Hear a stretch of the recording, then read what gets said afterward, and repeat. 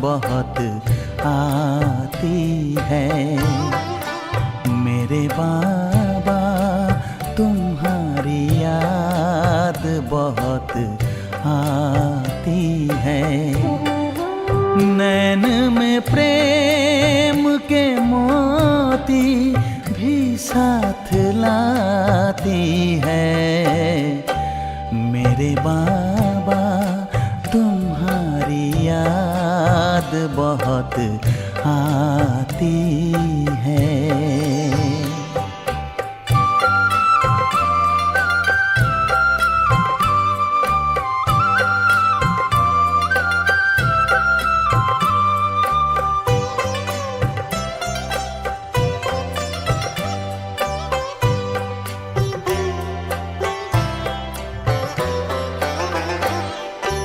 खुले जो नैन मिले सामने आए अपने, पलक जो बंद किए साथ में पाए अपने।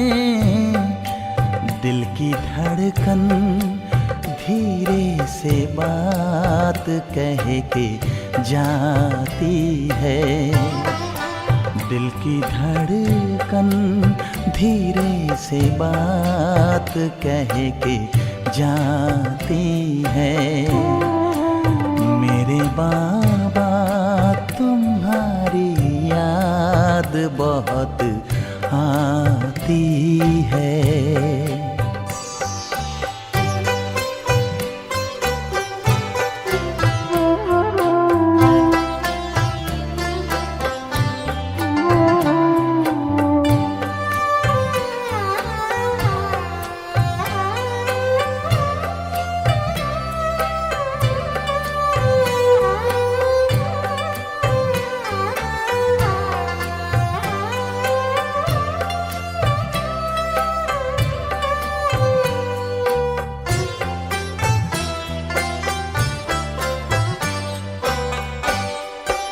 यही दिल चाहता जी भर के तुमसे बात करूं, तुम्हें देखूं सदा, तुमसे ही मुलाकात करूं। तेरे एहसान में दुनिया ये गुनगुनाती है। तेरे एहसान में दुनिया ये गुनगुनाती है। मेरे बाबा तुम्हारी याद बहुत आती है।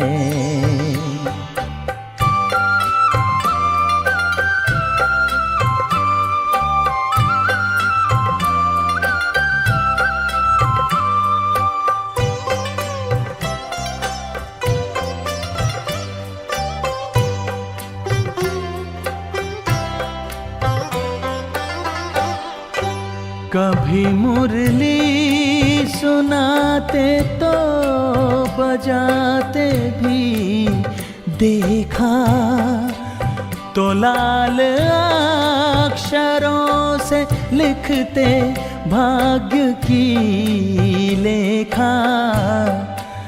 घड़ी वो आज भी भूले नहीं भुलाती है। घड़ी वो आज भी भूले नहीं। Om Shanti and a very good evening to all of you. आज हम एडवर्ब्स यानी क्रिया विशेषण के बारे में बात करेंगे। ये विषय क्रियापद के साथ जुड़ा हुआ है, लेकिन जब हम क्रियापद सीख रहे थे तो मैंने जानबूझकर इसको नहीं सिखाया था, क्योंकि उस वक्त हमारा ध्यान क्रियापद के अंदर टेंस, आस्पेक्ट वगैरह में था। तो मैं नहीं चाहता था कि क्रिया विशेषण बीच में आके हमारी वाक्य रचना जो हम पढ़ते थे उसमें कोई डिस्टर्ब करे हमको। लेकिन एडवर्ब जो काम एडजेक्टिव करता है नाउन के लिए वही काम एडवर्ब करता है क्रियापद के लिए, और इसके बारे में आपको सारी जानकारी मैं देता हूं। सीरियल नंबर 1, एडजेक्टिव नाउन का वर्णन करता है, इसलिए उसे विशेषण कहते हैं। कुछ विशेष बात कहता है नाउन के बारे में, नाउन के बारे में अधिक जानकारी देता है। लेकिन एडवर्ब क्रिया विशेषण वो वर्ब के बारे में जानकारी देता है। हम हिंदी शब्द देखेंगे तो विशेषण तो वही है नाम के बारे में जो विशेष कहे, लेकिन यहाँ क्रिया विशेषण है, क्रिया के बारे में जो विशेष कहे हमें, इसलिए ये क्रिया विशेषण है, एडवर्ब है। एडवर्ब कभी नाउन के बारे में नहीं कह सकते। ये कभी नहीं हो सकता कि एडवर्ब नाउन के बारे में कुछ भी अधिक जानकारी दे। ये दोनों का ग्रुप अलग है। जो एडवर्ब है वो एडवर्ब है, उसको नाउन से कोई लेना देना नहीं, और जो एडजेक्टिव है वो हमेशा नाउन के बारे में बताते रहेंगे, उसको क्रियापद से कोई लेना देना नहीं। इस लेवल पे हम इतना सीखेंगे।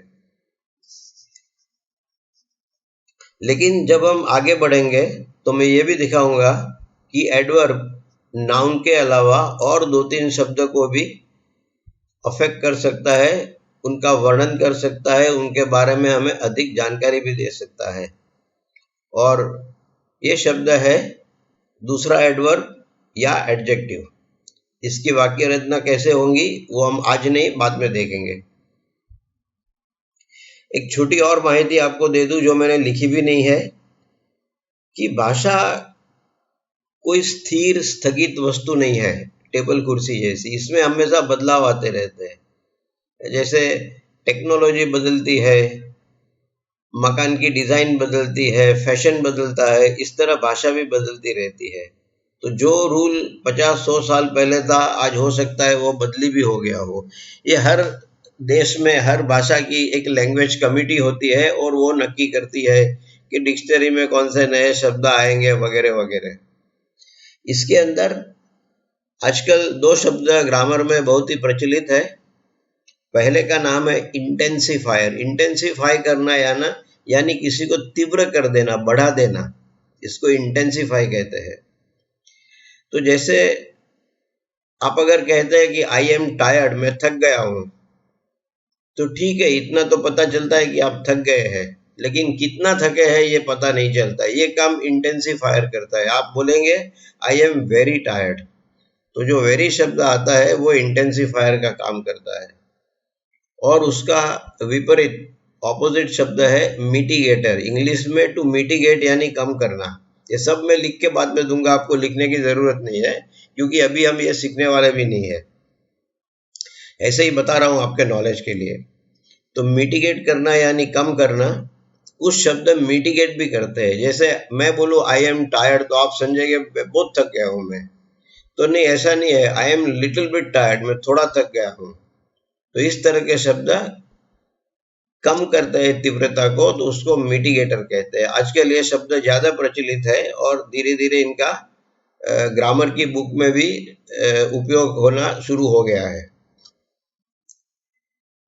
जो एडवर्ब क्रिया विशेषण के पीछे एल वाई लगता है उसे हम नियमित एडवर्ब कहते हैं। ज्यादातर एडवर्ब के पीछे एल वाई लगेगा, स्लोली, होपफुली वगैरह वगैरह।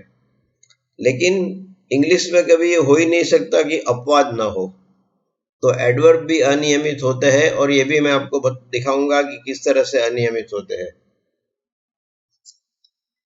अब सबसे बड़ा प्रश्न ये होता है कि एडवर्ब क्या दिखाता है, क्योंकि इसमें क्रिया है।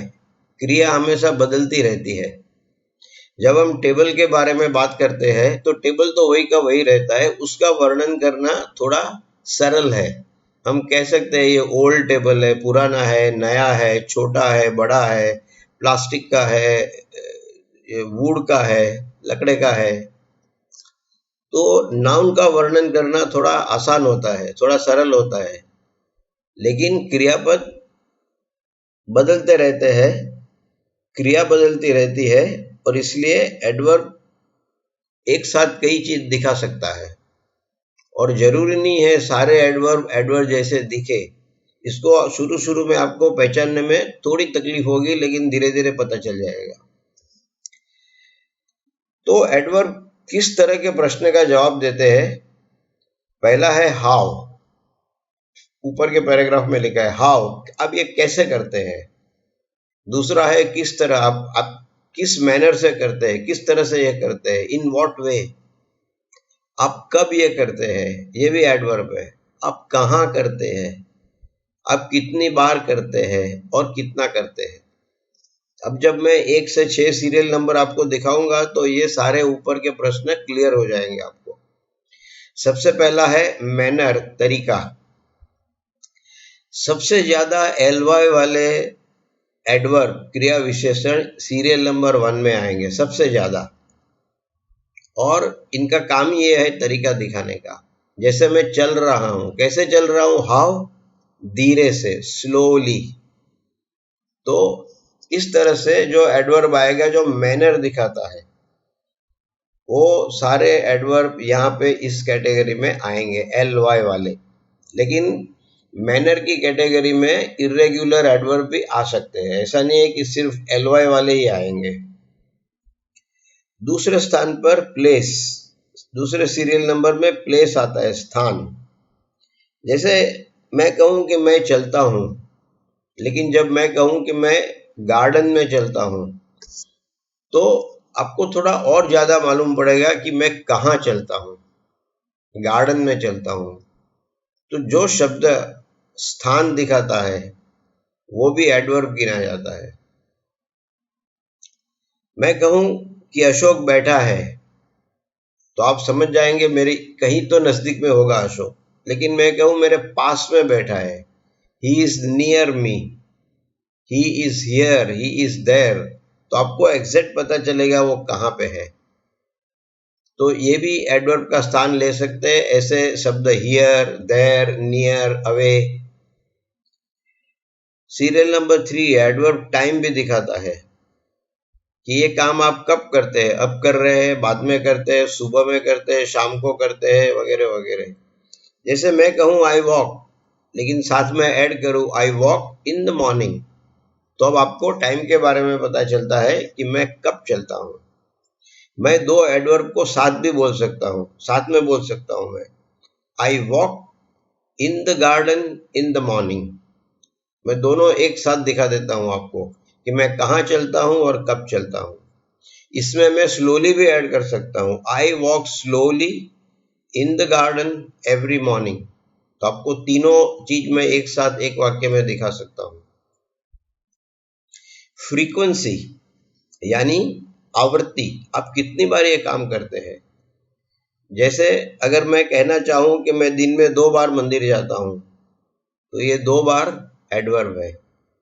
मैं कभी मंदिर नहीं जाता, नेवर। मैं बार बार जाता हूं, ऑफन। मैं शायद ही कभी जाता हूं, सेल्डम। मैं हमेशा जाता हूं, ऑलवेज। ये प्रकार के जो शब्द है वो एडवर्ब है और हमें दर्शाते हैं कि क्रियापद के अंदर जो क्रिया है वो कितनी बार होती है। फिर आएगा डिग्री, परिमाण, इसकी मात्रा क्या है। जैसे मैंने अभी एग्जाम्पल दिया कि आजकल डिग्री वाले शब्द को कई लोग इंटेंसिफायर अथवा मिटिगेटर भी कहते हैं। पुराने ग्रामर में इनको डिग्री का एस्पेक्ट डिग्री कहा जाता था, एडवर्ब की डिग्री। तो जैसे मैं कहता हूं कि मैं धीरे धीरे चलता हूं, फिर भी आपको लगेगा धीरे यानी कितना धीरे, तो अब मैं कहता हूं वेरी स्लोली। तो आपको पता चलेगा कि इनकी तबीयत खराब है या जो भी प्रॉब्लम है पाँव में, ये बहुत ही धीमा चलते हैं। छठे स्थान पे आता है लेवल ऑफ सर्टेनिटी, ये कितना निश्चित है, निश्चित ही दिखाता है। तो इसमें भी इस प्रकार के शब्द हिंदी में भी होते हैं। मैं कभी ऐसा नहीं करता, नेवर। मैं कभी कभी करता हूं, मैं रेयरली, शायद ही कभी करता हूं। मैं हमेशा ऐसा करता हूं, सर्टनली, मैं करूंगा ही है ऐसा। तो इस प्रकार के शब्द क्रिया से जुड़े हुए होते हैं, क्रिया के करनार कर्ता से नहीं, और ये एडवर्ब कहे जाते हैं। जो एडवर्ब के पीछे एल वाई आता है वो रेगुलर एडवर्ब है और इसकी संख्या बहुत बड़ी है। मैं थोड़ा स्टैंडर्ड शब्द में आपको सेंटेंस के अंदर जोड़ के दिखा दूंगा मैं। इसका एग्जाम्पल है स्लोली। कुछ एडवर्ब्स ऐसे होते हैं कि जिसके पीछे WARDS वर्ड्स, इसका उच्चार वर्ड्स नहीं होता, वर्ड्स होता है। अगर ये वार्ड शब्द अकेला आता है तो ये हॉस्पिटल का वार्ड हो जाता है, फिर हम वार्ड कहेंगे। लेकिन जब एडवर्ब में किसी और शब्दों के साथ आता है और अक्षरों के साथ आता है तो हम वर्ड बोलते हैं। जैसे हम सिर्फ इतना ही कहना चाहते हैं कि भाव बढ़ रहे हैं, भाव ऊपर की तरफ जा रहे हैं, तो हम यहाँ क्वांटिफाई यानी हम कोई ये नहीं कहते कि 10% ऊपर गए, 15% ऊपर गए, 3% ऊपर गए, ये बात हम नहीं कहना चाहते। हम सिर्फ इतना कहना चाहते हैं कि भाव ऊपर की तरफ जा रहे हैं, तो हम इसको अपवर्ड्स बोलेंगे।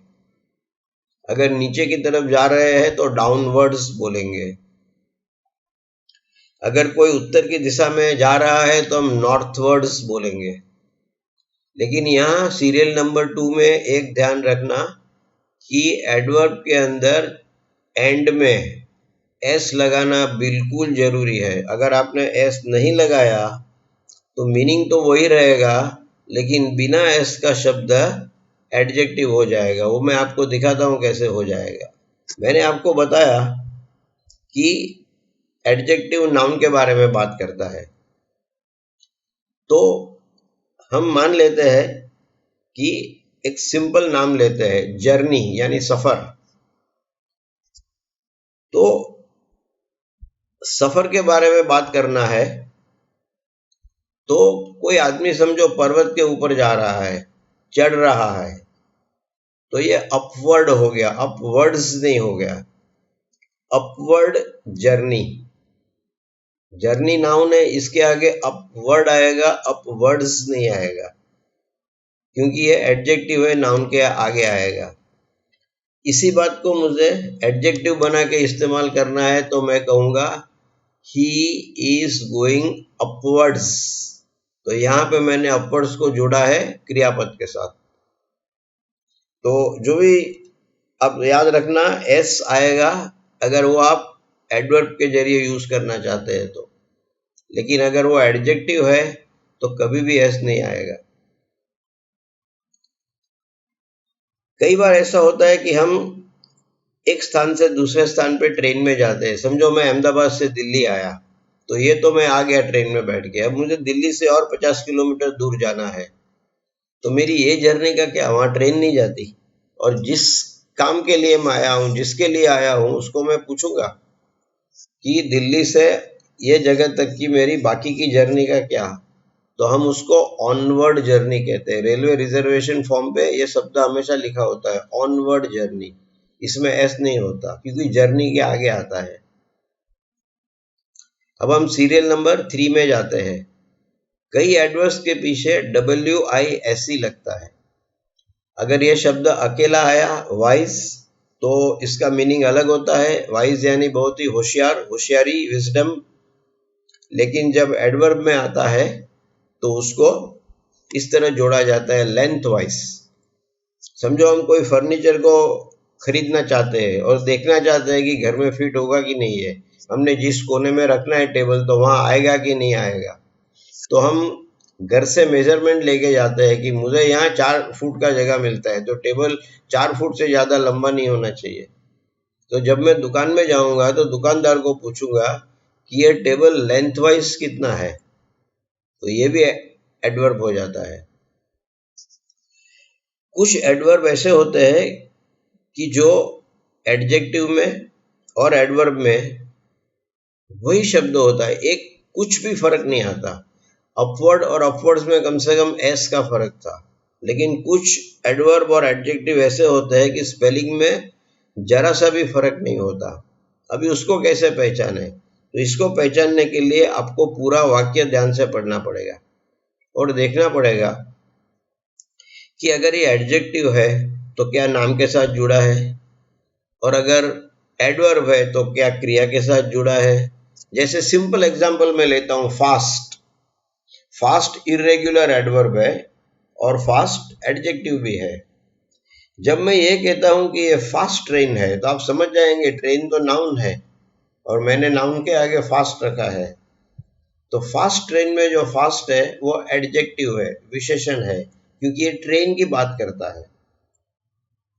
लेकिन अगर मैं ये कहूं कि आई वॉक फास्ट, तो यहाँ पे जो फास्ट है वो एडवर्ब है, क्योंकि इसका संबंध वॉक से है, मुझसे नहीं है।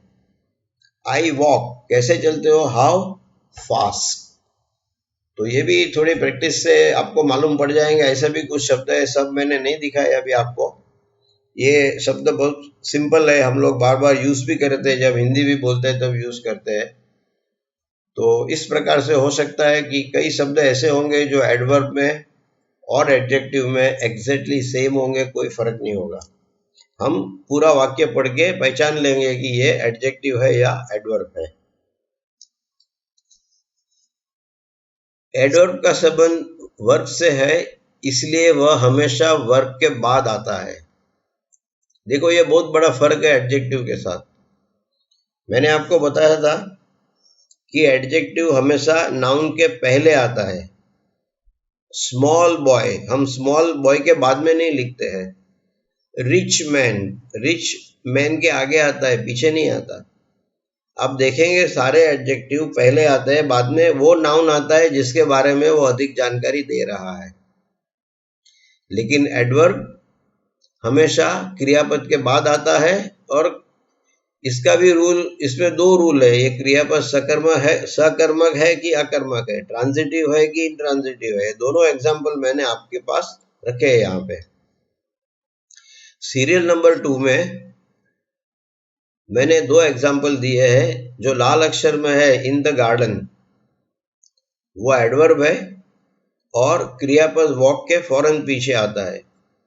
ये क्यों क्रियापद के बाद तुरंत आता है? क्योंकि ये अकर्मक क्रियापद है, यहाँ कर्म है ही नहीं, तो कर्म आएगा कहाँ से? जब क्रियापद ही अकर्मक है तो कर्म रखने का कोई प्रश्न ही नहीं खड़ा होता। तो आई वॉक के साथ मेरा वाक्य खत्म हो जाता है। सिर्फ ग्रामर की दृष्टि से देखे तो मेरा वाक्य वहां खत्म हो जाता है, आई वॉक। और इसलिए इन द गार्डन जो एडवर्ब है वो क्रियापद के बाद वॉक आता है। यहां मैं आपको और एक चीज बता दूं, मैंने ईट और टेक लंच के बारे में बताया था, ऐसा वॉक में भी होता है। अगर आप भौतिक क्रिया की बात करते हैं तो वॉक आएगा।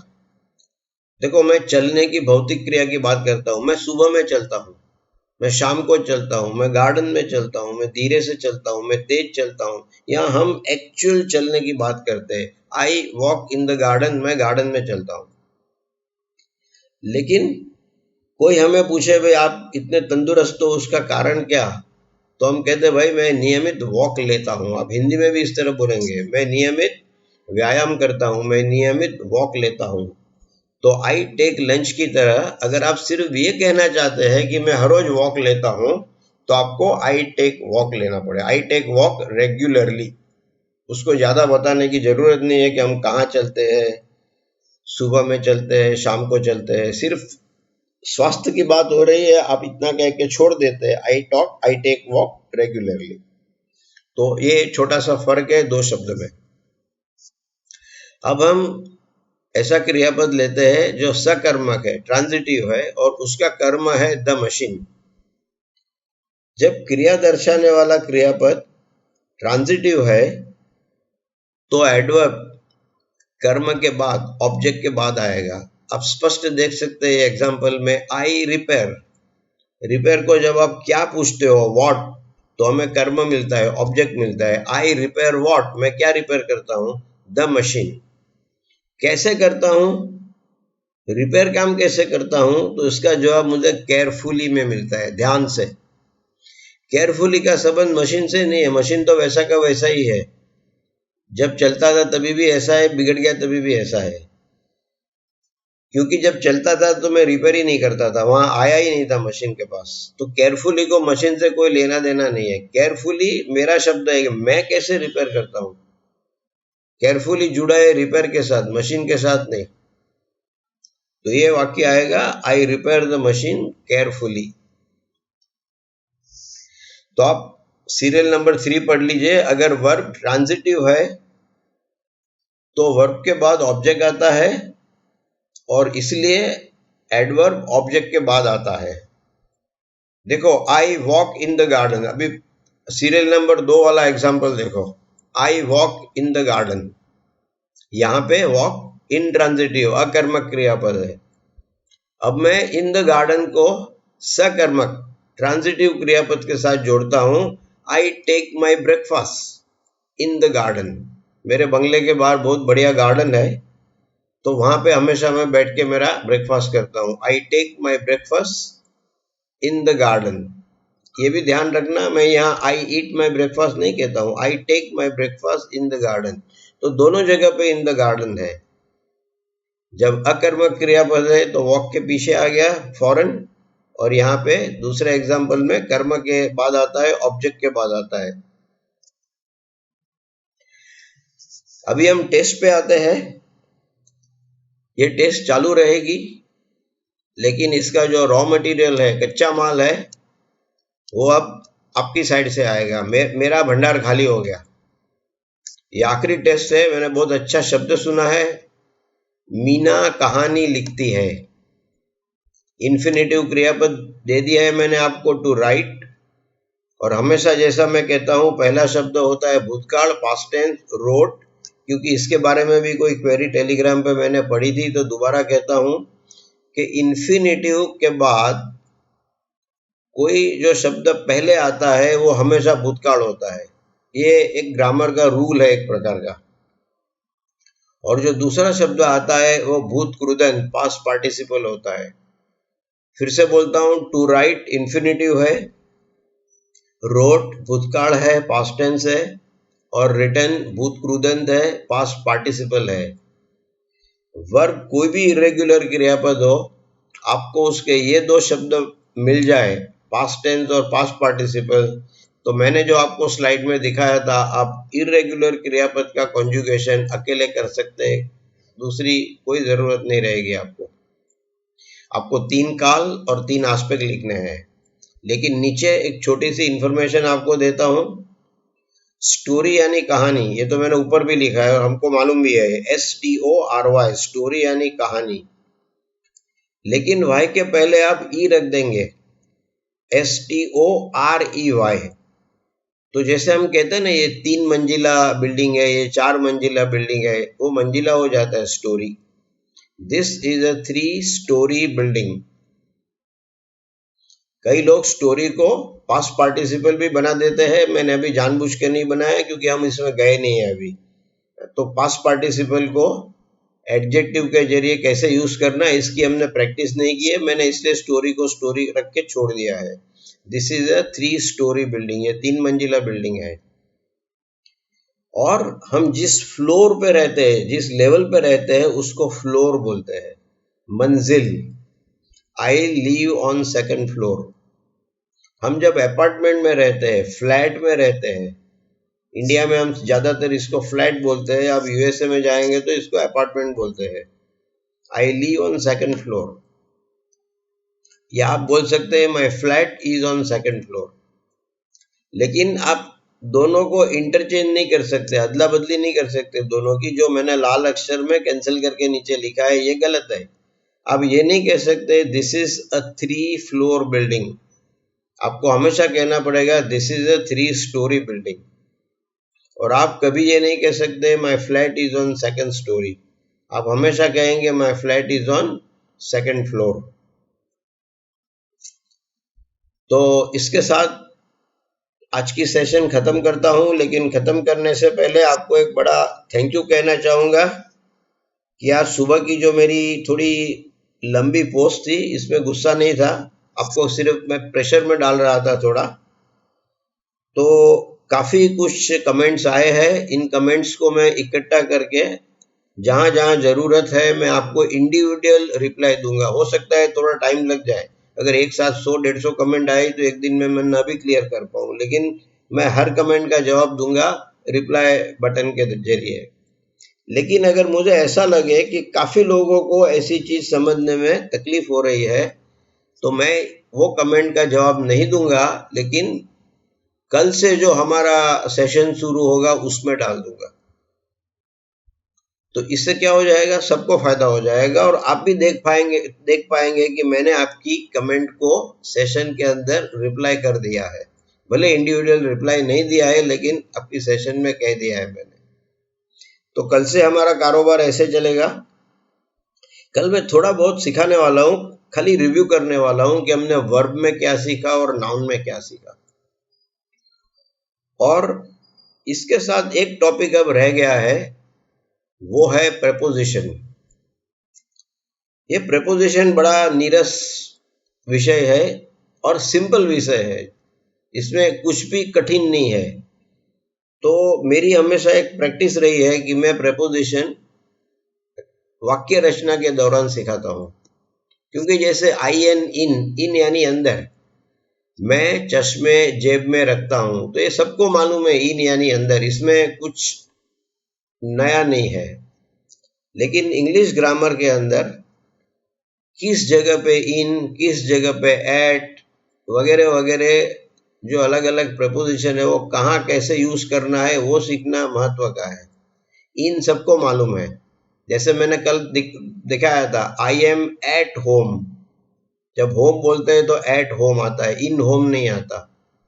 And my furniture is in my house, मकान के अंदर है। तो कहाँ पे इन आएगा, कहाँ पे एट आएगा, ये सारी बात मैं आपको वाक्य बनाते बनाते सिखा दूंगा। क्योंकि मैं नहीं मानता कि आप लोगों को ये भी नहीं मालूम कि आई एन इन यानी अंदर और ओ एन ऑन यानी ऊपर, ये बहुत सिंपल है। अगर नहीं भी मालूम है तो वो हिंदी भी मैं आपको जरूर सिखाऊंगा। तो ये लास्ट बड़ा टॉपिक है प्रेपोजिशन। वो क्या काम करता है, क्या नहीं करता, वो सब मैं आपको सेपरेट सेशन में दिखाऊंगा। तो कल में हम थोड़ा रिव्यू कर लेंगे वर्ब और नाउन का। आपको एक पूरा चित्र दिखा दूंगा कि हमने आज तक क्या क्या सीखा, और इसी में से हमें वाक्य बनाना है, जिसकी शुरुआत आज सुबह से हो गई। आप मुझे मसाला दीजिए, मैं आपके लिए बहुत बढ़िया खाना पकाऊंगा। वाक्य देते जाइए, मैं इनमें से सिलेक्ट करूंगा मुझे कौन सा वाक्य आपको इंडिविजुअली रिप्लाई करना है, कौन सा सेशन में लेके आने का, ये सब मुझ पर छोड़ दीजिए। और हो सके तो आप इसके साथ साथ थोड़ा इंग्लिश भी करिए। इसमें शर्माने की कोई बात नहीं, सब गलती करते हैं, कोई नो प्रॉब्लम, कोई हंसेगा नहीं आप पर। गलती तो होनी ही होनी है, कभी नहीं होगा कि आपका पहला वाक्य ही सही निकलेगा। तो ऐसा करने से आपको भी पता चलेगा कि आप कौन सा स्टेप गलत रहे। मैं तो जरूर आपको दिखाऊंगा, लेकिन आपको खुद ब खुद मालूम पड़ता जाएगा कि हम कहाँ गलती कर रहे हैं। तो आई एम वेरी हैप्पी आज के रिस्पॉन्स देख के, और इसके साथ ये सेशन यहाँ समाप्त करता हूँ। कल से कुछ नए तरीके से हम सीखना शुरू करेंगे। और ग्रामर में तो हमने अभी 20% भी नहीं कवर किया है, बहुत आगे बहुत कुछ बाकी है। उसमें से हम वही सीखेंगे जो हमें काम की चीज है, क्योंकि हमें इंग्लिश ग्रामर पे थीसिस लिख के डॉक्टरेट नहीं लेनी है अभी। तो Om Shanti, thank you very much. ये सेशन बंद कर दे। See you tomorrow evening. Once again thank you.